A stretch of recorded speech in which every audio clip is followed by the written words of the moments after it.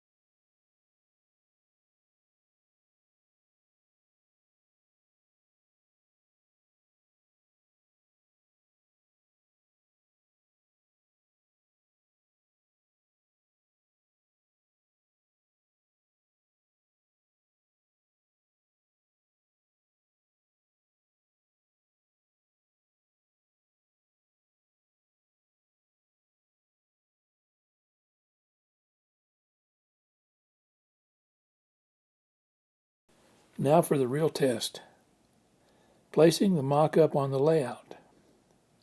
We only have enough room for the building flat, a one-car capacity abandoned siding, and some mine tailings. Okay, right here is our Morley sign, station sign, and after we put the building in, we're going to rotate that the right way. We'll make a sign for each direction of the track. And so let's just see where this looks the best. It's not bad right there. We're going to have a little abandoned siding track in front of it, so it might be better to put it over this way a little bit.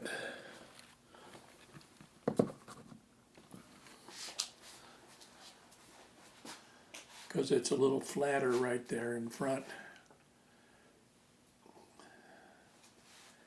I think that's probably a good spot for it. We can make the final decision later, but I like that for now. The versatility of this flat is key to our channel. It will represent the abandoned structure in our modern diesel-era videos and a fully operational active mine during our steam-era runs. The mock-up phase is over. In the next episode, we'll begin the meticulous work of transforming this simple cardstock shell into a highly detailed, historically accurate building flat model of the legendary Morley Mine.